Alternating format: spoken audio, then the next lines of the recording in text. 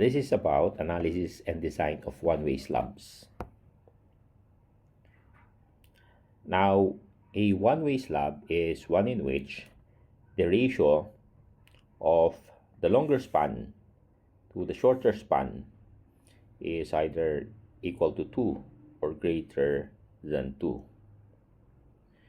Regardless of whether the slab is supported on 2 or 4 sides, as long as this is satisfied, then we have a one-way slab, which the bending primarily, generally, will be in this manner.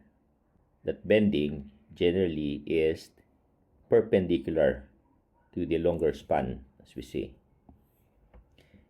Hence, the main reinforcement will be applied to counteract this bending, as we see in this figure. Here we see types of structural slabs, such as one-way slab and two-way slabs, flat slab, grid or waffle slab. In the analysis and design of one-way slabs, such a slab are usually considered as wide, shallow, rectangular beams reinforced for tension only, or what we call singly reinforced beam. These are analyzed by considering a 1 meter strip. Okay. The minimum slab thickness for solid non-pre-stressed slabs not supporting or attached to partitions or other construction likely to be damaged by large deflection, the overall slab thickness shall not be less than the limits set forth in this table. Okay. For a support condition, say a simply supported one, the minimum depth of the slab will be L over 20, provided that the concrete to be used is of normal weight concrete and that the yield strength of the steel is equal to 420 megapascal. For other values of Fy equal to 420 megapascal, then these values for each of the support conditions shall be multiplied by this quantity, 0.4 plus Fy divided by 700. This tabulation pertains to the minimum area of flexural reinforcement in non-pre-stressed slabs. For Fy less than 420, the minimum reinforcement area is equal to this. For those Fy equal to 420 or greater, then whichever is greater of these two values will be taken as the minimum reinforcement area. Well, aside from the main reinforcement, we have this shrinkage and temperature reinforcement. Say in this figure, this is the depth of the slab, and in here is the main reinforcement. Okay.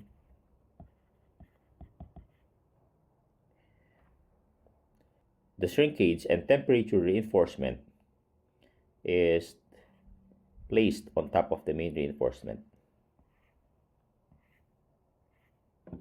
for the purpose, of course, of minimizing the shrinkage and temperature effect in slabs. For Fy less than 420,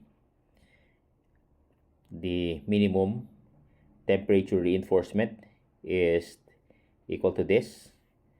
Of course, this needs to be multiplied with the gross concrete area as is stipulated here, as well as in here. Okay. The spacing of such shrinkage and temperature reinforcement shall not exceed whichever is the lesser of 5H or 450 mm. For the main reinforcement, here are the provisions for the minimum spacing as well as maximum spacing. It will be the greatest of either 25 mm bar diameter or 4/3 the aggregate diameter, in which case the maximum spacing shall not be the lesser of either 3H or 450 mm. Now for continuous beams or continuous one-way slabs, there is a methodology in which moments is determined by the what we call coefficient method. It is a simplified approximate method used for the analysis of continuous beams and one-way slab. This method allows the real rotation and restraint at external supports where the real moment is not equal to 0.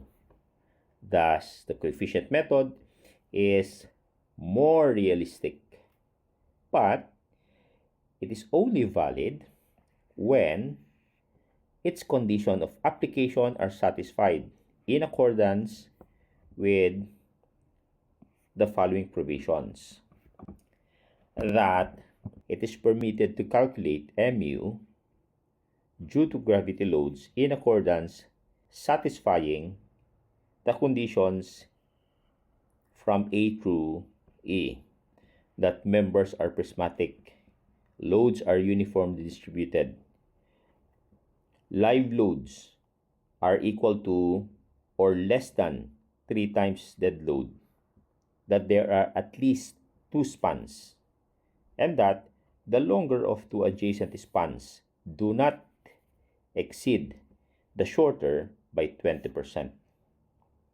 So if all of these provisions are satisfied, then we can actually use reliably the coefficient method.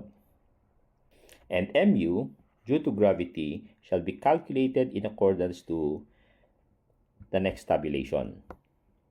This is the tabulation for mu at different conditions and locations.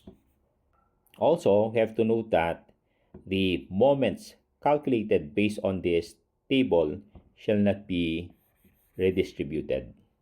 An accompanying tabulation provides values for shear at different locations. This tabulation are actually represented in figure form. In here are shear and moment values for a slab with 2 spans, and that the discontinuous end is integral with support. We note that L sub n is computed as the average of L1 and L2, and that, as we see, L1 and L2 are the clear spans. Okay. In here, we have shear and moment values for continuous slab with more than 2 spans and with a discontinuous end integral with support. Now in here, we have the same shear and moment values with more than 2 spans with discontinuous end unrestrained, as we see here. Okay. Also, we have to note that the exterior negative moment depend on the type of support. Okay, the exterior negative moment. If the support is a beam or girder, the coefficient is negative 1 over 24. Whereas, if the support is a column, the coefficient is negative 1 over 16, as we see in here. Okay. The steps in the design of one-way slabs is somewhat similar to the steps in the design of rectangular beams reinforced for tension only.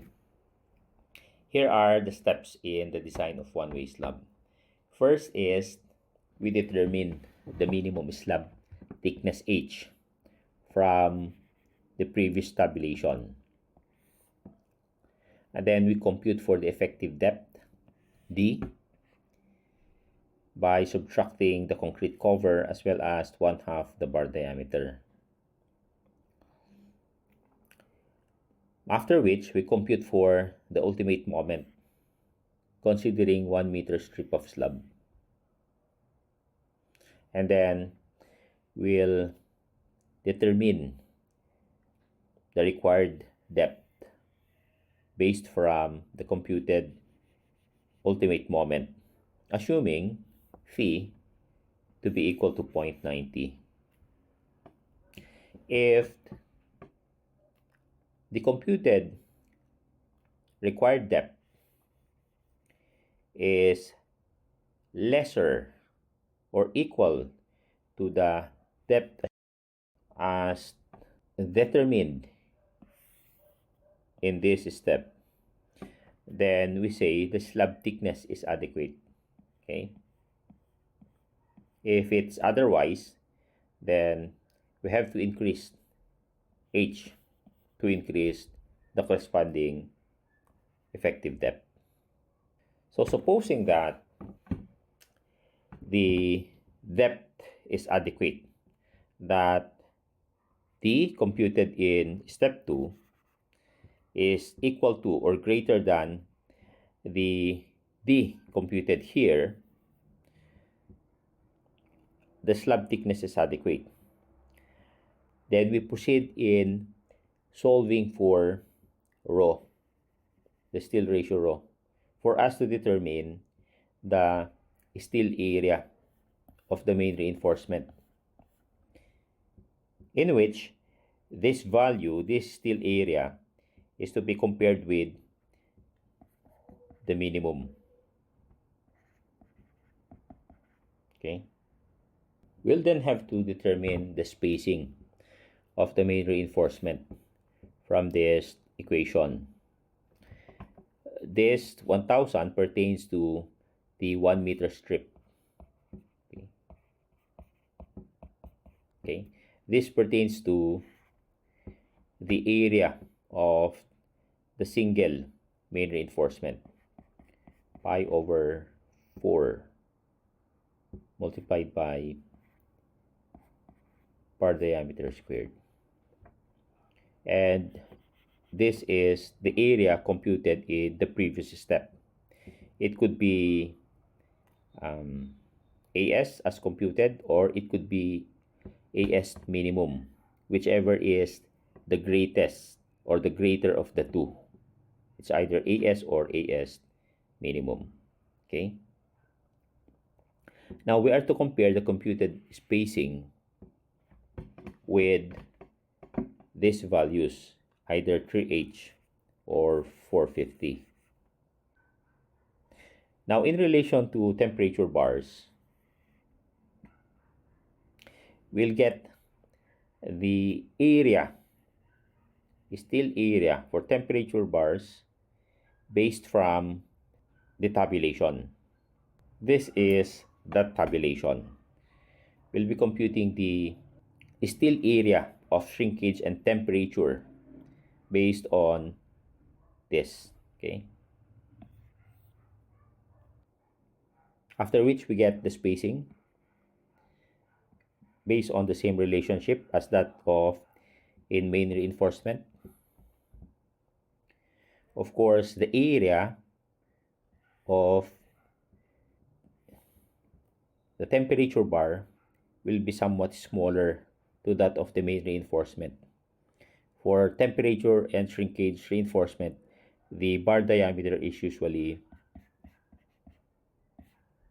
10 mm. Okay, whereas it is larger for main reinforcement.